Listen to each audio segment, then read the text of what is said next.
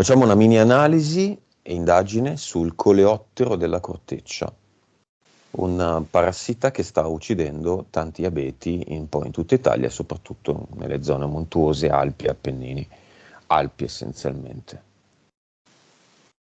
Causa esoterica, cioè per secoli non esiste, adesso arriva il coleottero della corteccia. Infatti non mi dà una manifestazione naturale di questo fenomeno, me la dà indotta, come se ci fosse stata una forzatura all'interno dell'ambiente, quindi questo tipo di parassita è stato messo lì forzatamente, proprio per creare questa siccità, questa difficoltà ambientale, questa aridità. È stato trasportato, liberato. Sì, agevolato proprio, sì, nel potersi riprodurre. Cioè, già un campione molto abbondante è stato riversato, non è che ci hanno provato con pochi esemplari. Esatto, vai al giorno 1, il coleottero 1, la scatola 1. Che anno è? E dove siamo? Allora, mi fa vedere che ci sono dei biolaboratori che non si occupano solamente di realizzare dei virus, armi batteriche come noi pensiamo, no? Ma anche di studiare proprio dei parassiti, piuttosto anche dei particolari animali che possano distruggere e andare a squilibrare l'ecosistema. Mi fa vedere diverse sedi, ma questa qui per esempio me la fa vedere in Italia, tipo che può essere centro Italia, me lo colloca.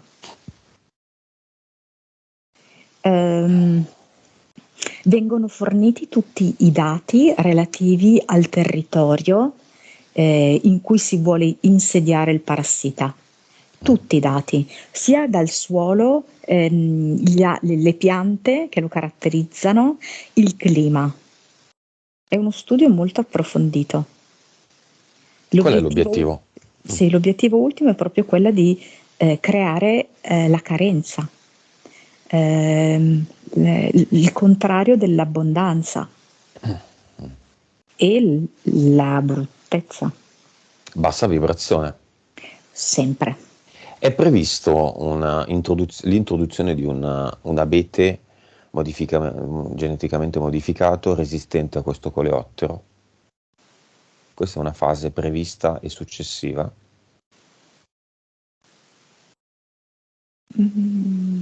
No, perché è come se volessero l'abbattimento di tutti gli alberi. Okay. Cioè, quello che vorrebbero è creare un grande deserto, Okay, un però gli paesaggio alberi, post-atomico. gli abeti in montagna dove c'è una discesa o una salita, insomma un pendio, servono per trattenere la terra e evitare il disgregamento della parete della montagna. Quindi se non sono gli abeti, sono altri alberi che riescono ad attecchire e che riescono a vivere tanto quanto gli abeti. Questo chiaramente prenderà decine e decine di anni, ma ci sarà una sostituzione con altre specie o con specie resistenti al coleottero. Cioè io non riesco proprio a vedere che loro vogliano un incremento della natura anche così artificiosa.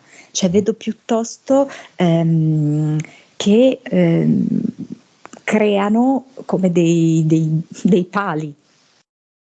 Ecco, se ci sono appunto dei problemi di questo genere, vengono arrestati da dei pilastri, piloni.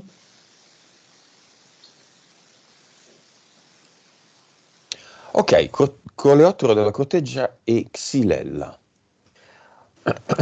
un parassita che attacca gli olivi e li secca, riducendo a zero i dotti della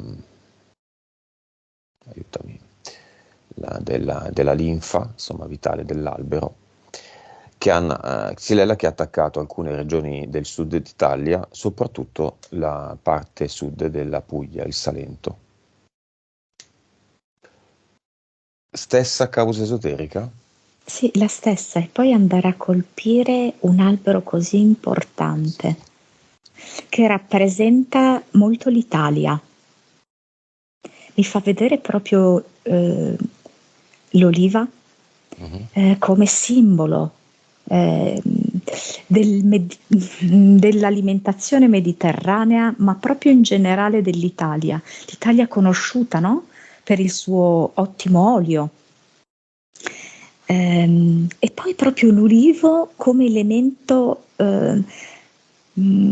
più complessivamente d'aiuto all'essere umano, perché sono veramente tante le proprietà, non solo dell'olio, ok? Quindi che lo possiamo utilizzare come condimento, ma in realtà per le infiammazioni, le contusioni, però anche proprio la pianta in sé, la capacità di curare l'animo umano dell'ulivo, perché è un emanatore di alte frequenze, proprio curative per l'uomo.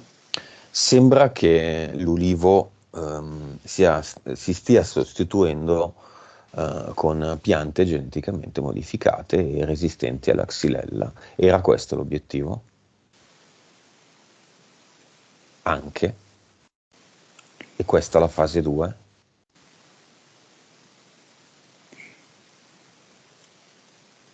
È come se fossero tutti dei passaggi intermedi. Ehm, Questo può essere un passaggio intermedio, questo di una pianta resistente, ma poi anche Mhm. questa pianta non serve più. Quindi la desertificazione è l'obiettivo. Sì. Va bene, chi è questa parte del potere che decide, che ha in mano questo progetto? Come si chiama questo progetto?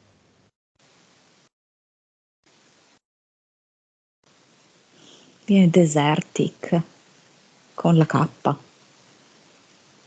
Mi fa vedere l'intero universo desertico e buio. Ok, chi sono questi responsabili? Dipende da che livello guardiamo la questione, perché ci sono ovviamente vari livelli, alcuni livelli decisamente umani, Mhm. per cui vedo delle classi di potere, e, imprenditori, banchieri. Di nuovo, vedi, viene fuori gruppo Bilderberg, come abbiamo detto prima, Davos, sono i soliti nomi, Rockefeller, Soros, sono sempre loro, sono, no? Però in realtà salendo è come una specie di somiglianza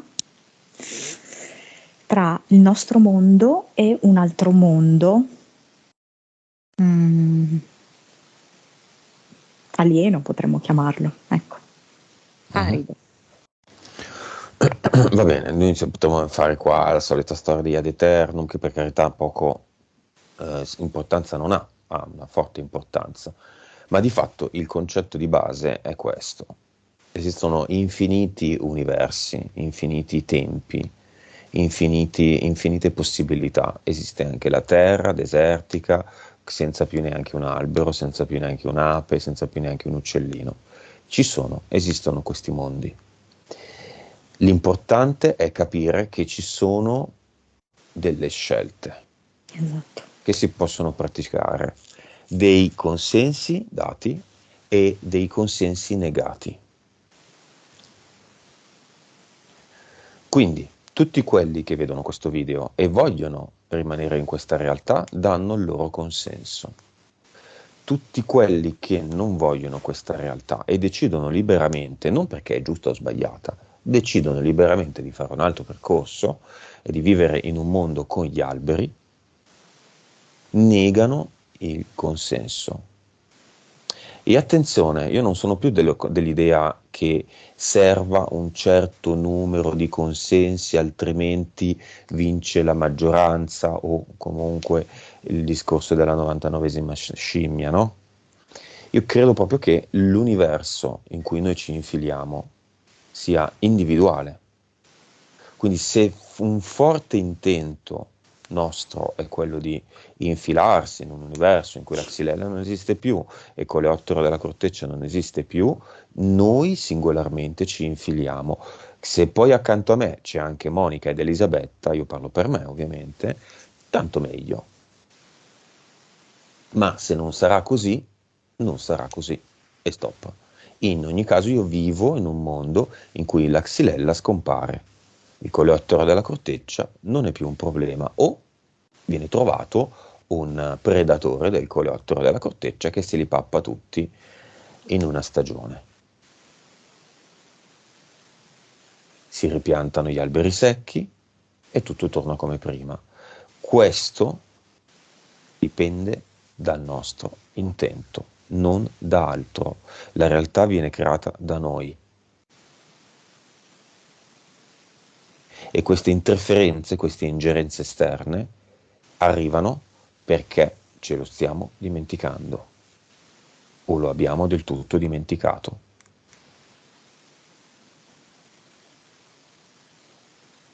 Il cattivo non si combatte con la forza, si combatte con la consapevolezza che è questa. Dimmi dove sbaglio, Monica, dove vedi cose che non corrispondono a quello che vedi e il contrario. No, vedo proprio che un diverso tipo di frequenze potrebbe proprio far morire questi parassiti.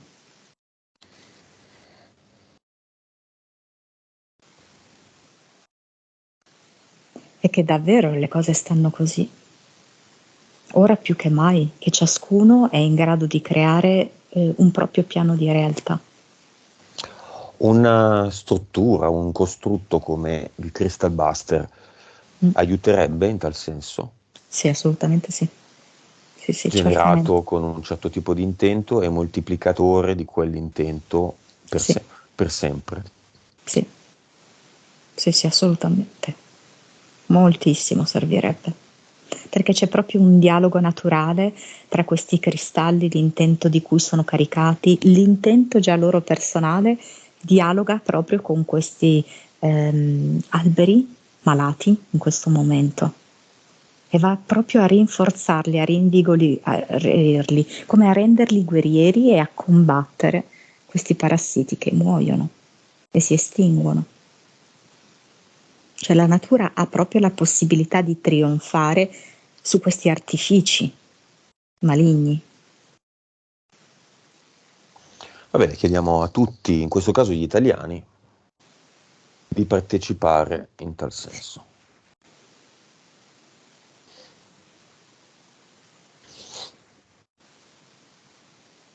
Ognuno mette idealmente nella propria proprietà, casa, luogo in cui vive, anche se non è in piena terra, un ideale eterico crystal buster.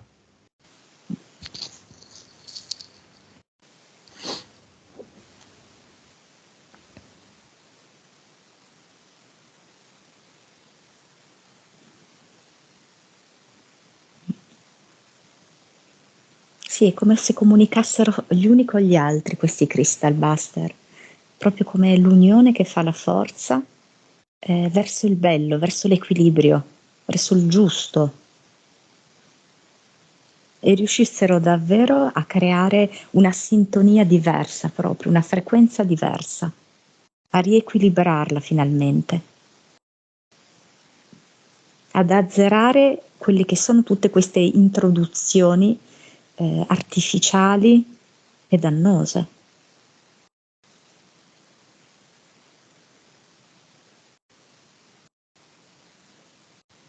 È come se ripulissero l'aria, come se ripulissero il suolo, ripuliscono proprio i tronchi degli alberi in profondità, le foglie, e riossigenano, riattivano la loro circolazione linfatica, diciamo, ecco, se si può dire così, le loro capacità di difesa, che sono adesso indebolite.